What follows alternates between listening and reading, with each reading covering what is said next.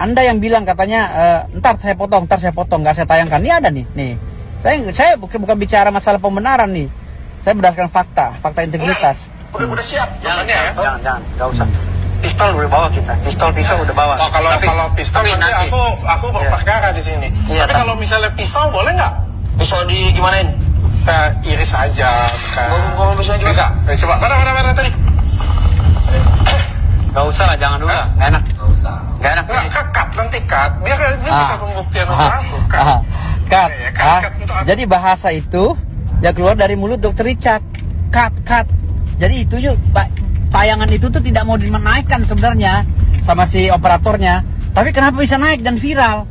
Itulah yang saya somasi. Berarti Dr. Richard Lee telah sengaja dengan itikat tidak baik mempermalukan klien saya. Gitu loh, masalah suntik menyuntik itu masalah jarum apa segala. Sebenarnya itu kan tayangan yang udah kita sepakati tidak boleh dinaikkan. Itu aja sih. Jadi itu somasi saya, hati-hati Dr. Richard. Ini buktinya saya banyak gitu. Makasih. Halo Sobat Fakta, Bang Pin ketemu lagi dengan Bang Pin yang terus mengabarkan fakta viral seputar selebritas tanah air yang terus saja bikin berita. Dan dengan berita mereka tetap eksis di ranah media. Kali ini makin seru, pengacara Firdaus Oyo pun nampaknya tidak mau mundur untuk mempolisikan Dr. Richard Lee. Kemarin Dr. Richard Lee sudah disomasi dan juga sudah menjawab soal somasinya. Kini Dr. Richard Lee dibongkar videonya oleh pengacara dari dukun Firdaus Oyobo. Nah, bagaimanakah ceritanya, bagaimana beritanya? Yuk kita simak saja kupas tipis-tipis fakta Bang Pin kali ini. Like, subscribe, and komennya ditunggu dan jangan lupa selalu ada doa dalam setiap lentikan jarimu.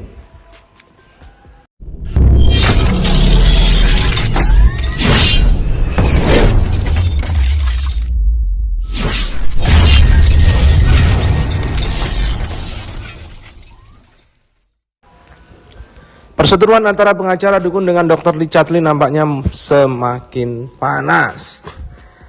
Pengacara dukun telah mensomasi dan akhirnya mendatangi kepolisian untuk melaporkan Dr. Richard Lee karena telah dianggap tidak sesuai dengan perjanjian menayangkan konten YouTube saat pembuktian para dukun, terutama soal jindan yang dibikin malu karena dia takut jarum suntik.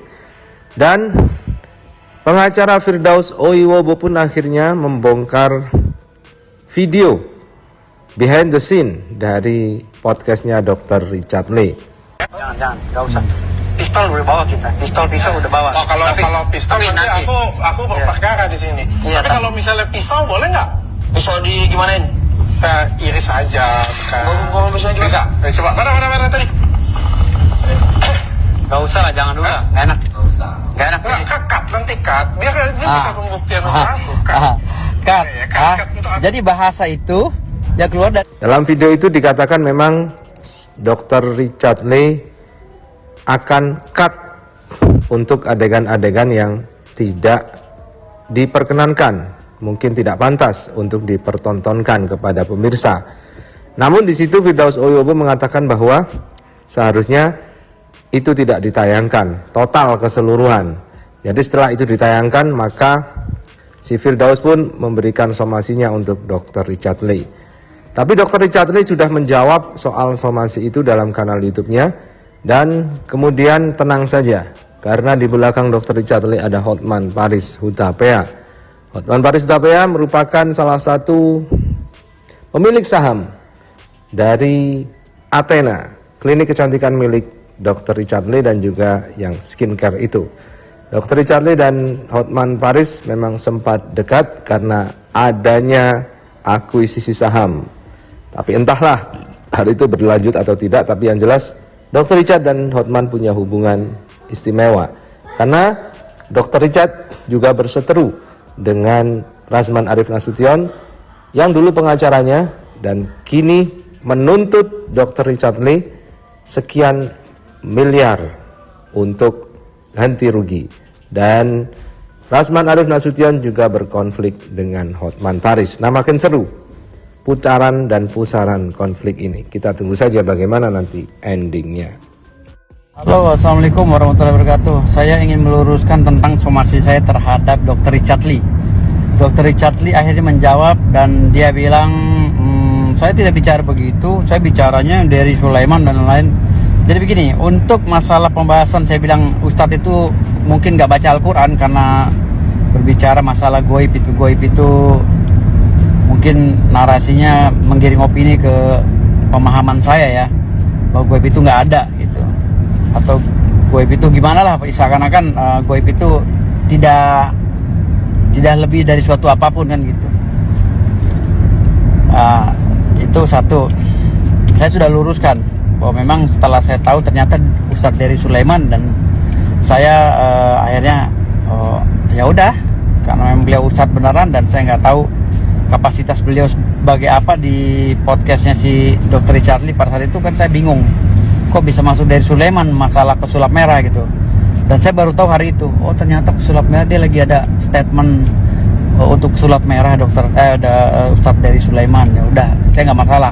Lalu saya setelah ketemu di Danish, saya kaget tuh, saya juga podcast dengan Danish. Saya bilang, loh kok ini mobil siapa? Saya bilang gitu.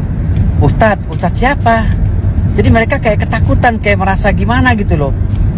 Seakan-akan menciptakan cipta kondisi ya, seakan-akan saya itu sedang kesal sama Ustadz dari Sulaiman gitu kan. Dan saya datang bersama 10 dukun itu untuk podcast di Danish Channel untuk menggerebek Ustadz dari Sulaiman. Padahal enggak, saya nggak tahu sama sekali, wallahi saya nggak tahu gitu loh. Dan saya sangat menghargai para asatid, para habaib ya kan.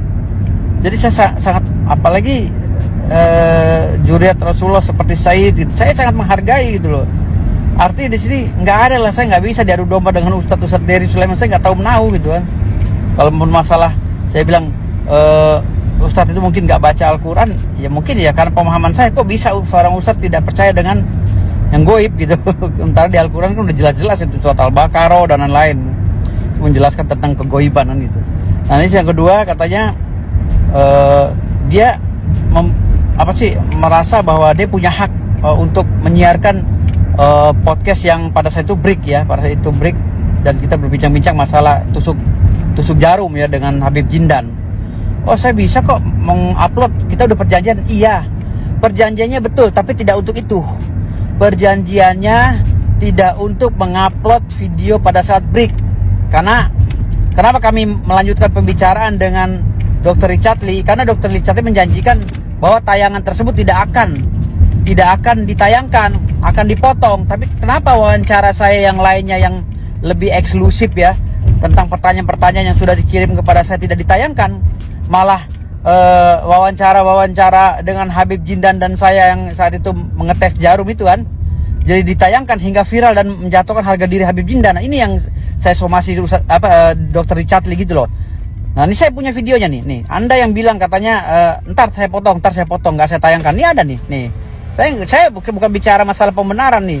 Saya berdasarkan fakta integritas. Udah siap. Jangan ya. Jangan, nggak usah. Pistol udah bawa kita, pisau udah bawa. Oh, kalau pistol nanti aku berperkara di sini. Iya, tapi kalau misalnya pisau boleh nggak? Pisau di gimanain? Iris aja, bukan. Ngomong bisa juga. Bisa. Coba mana tadi? Gak usah lah, jangan dulu lah, nggak enak. Nggak enak. Cut, nanti cut. Biar ini bisa pembuktian untuk aku. Cut. Cut. Jadi bahasa itu ya keluar dari mulut Dr. Richard. Cut. Jadi itu yuk, tayangan itu tuh tidak mau dinaikkan sebenarnya sama si operatornya. Tapi kenapa bisa naik dan viral? Itulah yang saya somasi. Berarti Dr. Richard Lee telah sengaja dengan itikat tidak baik mempermalukan klien saya.